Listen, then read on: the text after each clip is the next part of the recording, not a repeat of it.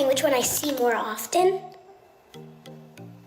Wait, Mommy, I don't care whichever. I'm so lucky because we all live very close to each other, so I get to see my grandchildren very often, like every day. So it's the best. Hold on to your iced coffees because the Kardashian family has a new mini memoir moment, and it's coming from the least predictable source, Dream Kardashian. In a candid moment on her mom Blac Chyna's live stream, the kiddo dropped a tiny bomb of honesty about which grandmother she sees more, Kris Jenner or Tokyo Toni, and the clip landed somewhere between adorable and a PR headache. I see Lovey more than Tokyo, or Kris more than Tokyo. This is the kind of thing that spins into 500 thread think pieces by lunchtime. A child's casual remark becomes a cultural Rorschach test, and everyone with a keyboard pretends they're decoding a dynasty. The optics are irresistible, the narrative hooks are ready, and the family machine, which always seems to know how to turn a personal moment into a public conversation, is already clicking through its options. If you watch the clip, it's pure kindergarten diplomacy.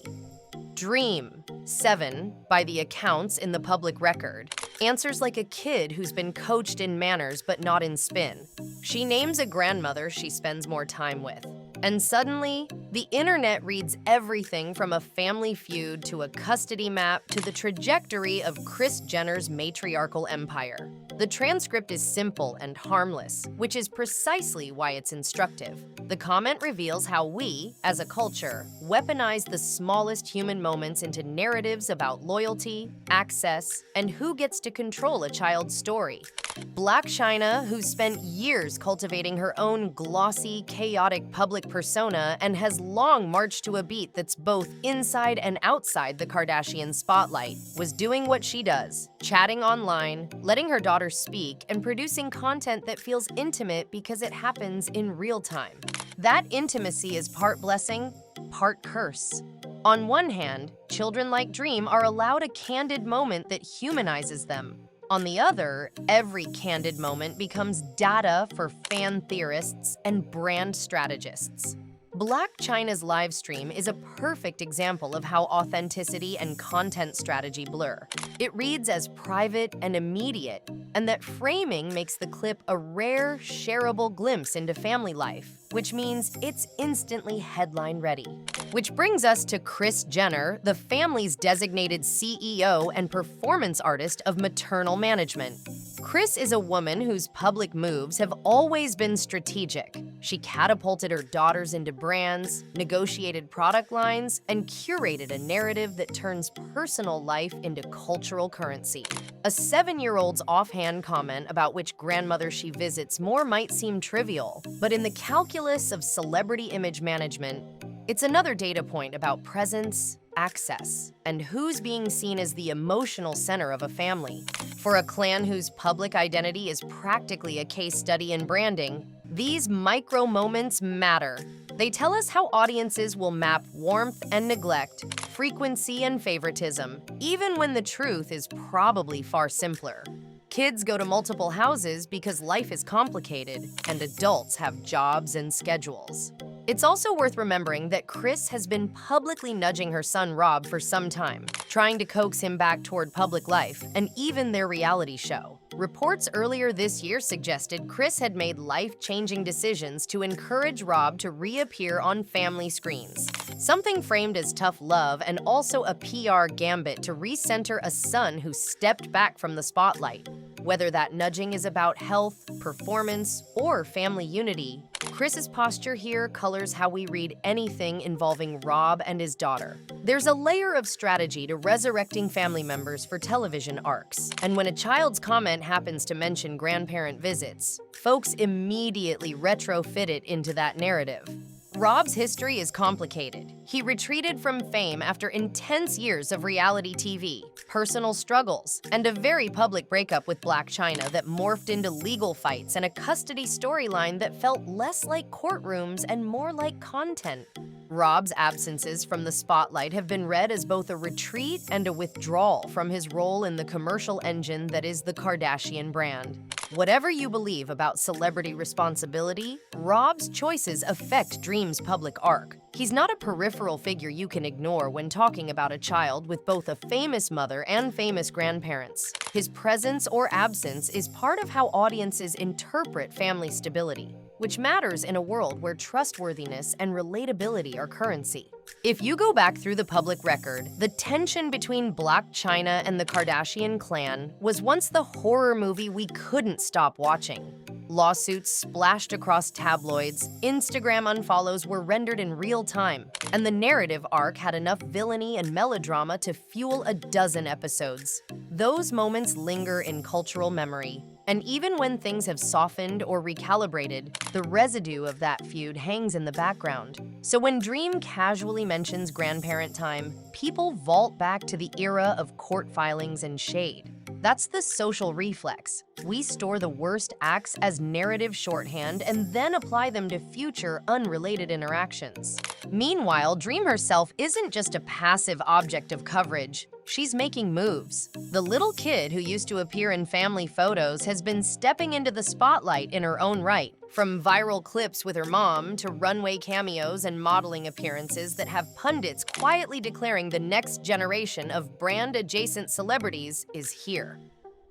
Dream's runway moments at New York Fashion Week and her modeling debut have been reported widely, and those developments mean her offhand moments carry added weight. She's accruing cultural capital, and every clip is a potential touchpoint in what could be a lifetime of public attention and commercial opportunity. Let's be clear about the cultural stakes. The spectacle of celebrity childhood isn't just tabloid fodder. It's a policy question about consent and autonomy dressed up as gossip. When a 7-year-old's answer about which grandmother she sees more becomes a content moment, the adults around her are making decisions about what counts as private and what becomes a media artifact. Dream's voice, adorable and unfiltered, exposes how celebrity families curate narratives. Do we accept those narratives as part of a child's brand education? Or do we interrogate the ethics of exposing children to economies of attention? Those are not rhetorical questions. They're existential for families who trade in visibility. Kris Jenner built a company of families and narratives. That's her genius and her ethic. She packaged personal pain as programming and turned married life, breakups, and sibling spats into serialized content. That past is the lens through which we now view small moments like this. When Dream says something candidly, Kris's handlers could smooth it out, ignore it, or lean into it, each option signaling something about control. Historically, Kris has chosen split-the-difference strategies. Protect the child verbally while allowing the family's cultural engine to keep spinning. It's a delicate choreography. Preserve emotional privacy in public-facing ways, but maintain the narrative flow that feeds the brand. Of course, the internet had thoughts. Threads immediately mapped Dream's offhand comment onto theories about who has primary custody, which reality show angles are being engineered, and whether Kris's famous handshake with showbiz power includes decisions over which grandmother's house doubles as a branding hub.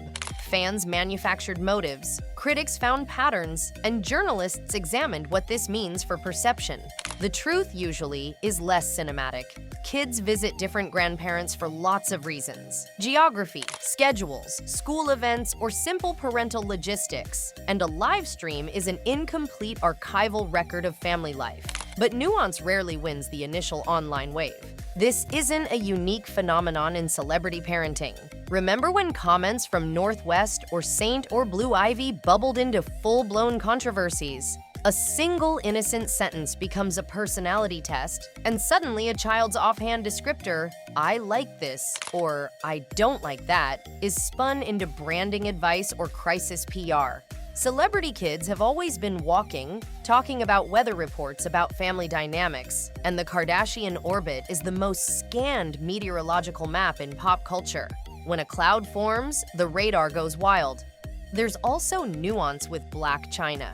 She and the Kardashians have had a relationship that's morphed from explosive to transactional to quietly normalized, depending on who's asking. Chyna has been both antagonist and co-parent figure, and while lawsuits and social media wars defined a chapter, the present feels softer in public view. The live stream shows a casual co-parenting moment. Dream at ease, Black China relaxed. Those images complicate the tabloid narrative that painted the families as permanently at war. Real human relationships evolve beyond episodic shooting scripts, and public reconciliations or ceasefires don't always deserve the closure headline that journalists love to stamp. Kris's reported attempts to bring Rob back into the fold are part of a broader pattern. The Kardashian content machine loves revivals. The family has resurrected brands, careers, and storylines by reintroducing characters at strategic moments. Absence can be monetized into return. The arc of a comeback is compelling content. Pushing Rob to participate again has been framed as both a familial concern and a potential rating strategy. Either way, it's a reminder that family dynamics in the Kardashian sphere function at the intersection of care and commerce. What's easy to forget is that Rob isn't just the son Kris wants back on camera. He's Dream's father. His role in her life matters more than his brand, and that shifts the moral frame. If Kris is nudging him to rejoin the show, it's not only about nostalgia. It's about ensuring a stable public narrative that positions Rob as present and parenting, which in the Kardashian universe is both a private moral claim and a public reputation asset. The stakes are different when the subject is a child whose future may involve professional opportunities tied to family recognition. The Kardashian family's survival skill has always been absorption. Take scandals, controversies, and legal fights and translate them into public-facing narratives that humanize or neutralize the damage. Whether it's cosmetic controversies, leaked texts, or messy breakups, the clan remakes the story into chapters of resilience. Dream's comment is too small to become a scandal. Instead, this is a test of whether the family's PR muscle will spin it as sweetness, privacy, or a footnote in a larger family arc. Their playbook is proven. Timing and framing can convert a potentially awkward moment into a strengths narrative. I want to be blunt. The public ownership of celebrity kids is a cultural issue. When a child's visit schedule becomes entertainment, we've entered a territory where family logistics are judged as content choices. That's a tricky morality play for viewers who consume every candid moment while insisting adults keep kids out of the churn. The paradox is that fans want intimacy but also claim outrage when intimacy becomes monetized. Dream's candidness exposes that contradiction. We simultaneously crave and critique access, and our hypocrisy is part of the ecosystem. This moment should also be a reminder to chill on legal assumptions. Viewers are tempted to infer custody arrangements from a clip with zero context. Those inferences are often wrong and rarely kind. Family law is private, and while tabloids love to draw custody maps from Instagram frames, the evidence here is thin. Kids have schedules, grandparents live in different cities, and a live stream is not an affidavit. Speculation can hurt the people it claims to defend, so a baseline of restraint would be welcome. But also, watch Dream. She's already being influenced, in the lightest sense, to be a public figure. From product cameos to NYFW runway spots, Dream is accruing cultural capital. That accumulation changes the power dynamic. When she speaks, brands listen, and family decisions about access and narratives suddenly have economic ramifications. So a comment about which grandmother she sees more is not just familial trivia. It's potentially a piece in a future brand biography that could be curated, packaged, and sold like anything else the family has monetized before. How will Kris respond? Historically, she either smooths the edges or ignores small ripples until they subside. Sometimes she leans in with a perfect Instagram of the kids smiling. Other times, she lets legal teams manage friction offline. Given the scale of attention, expect a tidy public move, a family shot, a carefully worded post, or a redirect to a bigger family celebration that reframes the narrative. Kris knows how to contain a story. The question is whether that containment feels authentic or engineered. Audiences are increasingly savvy about the difference. Remember, the Kardashian brand is no longer just TV. It's an ecosystem of products, endorsements, and cultural authority. The clan's business verticals, fashion, beauty, shapewear, and endorsements mean that every family moment is instantly convertible to public attention that can uplift or complicate business deals. For a family that monetized vulnerability, a child's candid line is part of a continuum where private life can impact public trust and brand equity. That's why micro moments matter. They compound into reputational currency. Long-term, this sustained scrutiny has a cost. Children raised in public face different psychosocial pressures. The Kardashian orbit has seen its share of mental health reckonings. And while the family invests in support systems, the trade-off between exposure and protection is ongoing. Dream may emerge confident and media-savvy, or she may inherit a complicated relationship with privacy and performance. Adults in her life will shape that trajectory, and their choices matter more than 1,000 think pieces. Public opinion is performative. People post think pieces and tweets that function as both empathy and entertainment. That performative empathy often masks a deeper appetite for narrative, for the drama, for the reconciliation arc. We watch families like the Kardashians because they map onto larger questions about how we live publicly and how fame remakes ordinary human relationships into serialized plots. Dreams Common is a tiny episode in a sprawling series we all subscribe to, and our reaction says as much about us as it does about the family.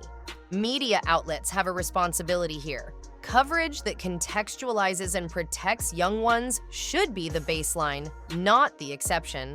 Entertainment Tonight, which clipped and shared Dreams Moment, framed it as lighthearted content, which it is, but the clip still circulates in a media economy that thrives on clicks. Responsible coverage means acknowledging the adorable nature of the moment while refusing to sensationalize the child. That's a line that's easier to claim than to stick to. It requires discipline from producers, editors, and hosts who are comfortable resisting the immediate dopamine hit of virality. Adding to the timeline of family gestures, Kris has publicly celebrated Rob in soft, affectionate posts, which complicates any narrative that posits a hardline estrangement. Those public birthday tributes and family photos act as counter-evidence to theories of a fractured household. They suggest ongoing ties and emotional labor that are both sincere and strategic. Public displays of affection from Kris function as both motherly warmth and brand management in a world where optics are currency, and those posts change how fans interpret a 7-year-old's live stream comment. The wider clan is busy with their own headlines, from Kim's public reflections about her father to North's stylistic evolution to various business launches. And those parallel narratives mean Dreams Comment is one of many data points. The family moves in multiple directions at once: business deals, film projects, fashion weeks, and personal milestones. Each is fodder for the machine that turns family life into cultural conversation. Kim's recent public tributes and personal posts are part of that larger context, and they show how the family can simultaneously generate headlines and buffer smaller moments with broader narratives of legacy and love. Expect a typical social media cycle: reaction videos, opinion threads, a wave of hot takes from influencers who trade in specificity, and then a slow fade as new content takes precedence.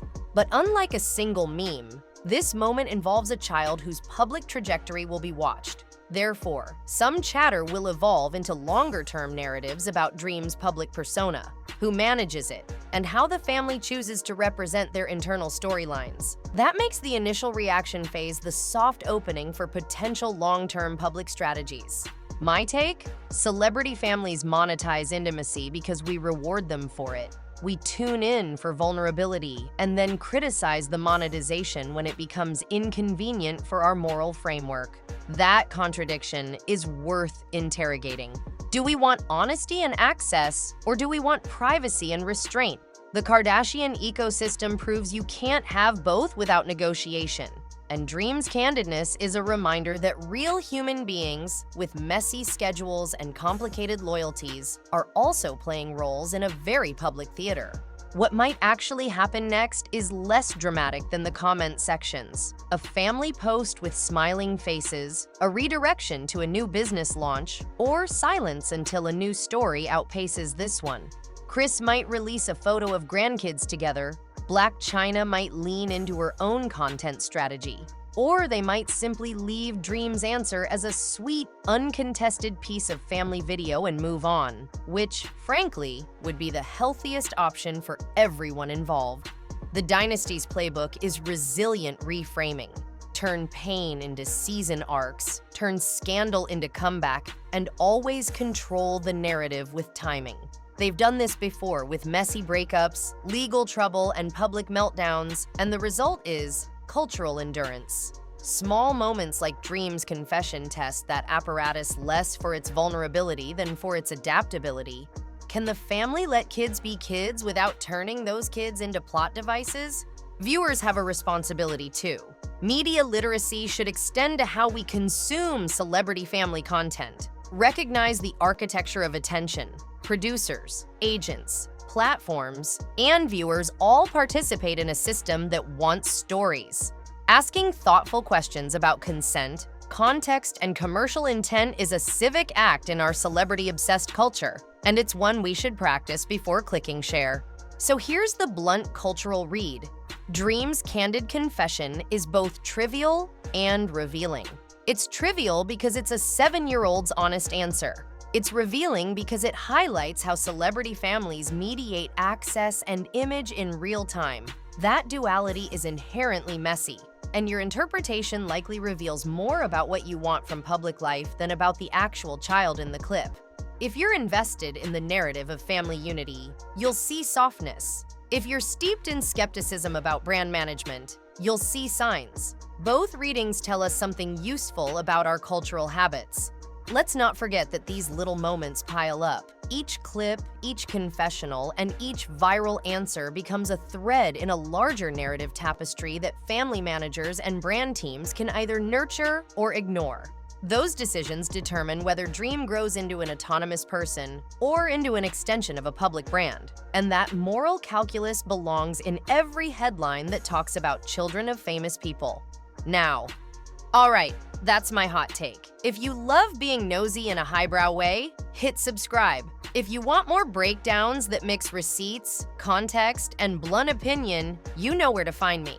Drop your thoughts in the comments. Do you think this was nothing, or is it a sign of larger family shifts? Either way, keep your tea hot and your takes honest, and I'll catch you next time.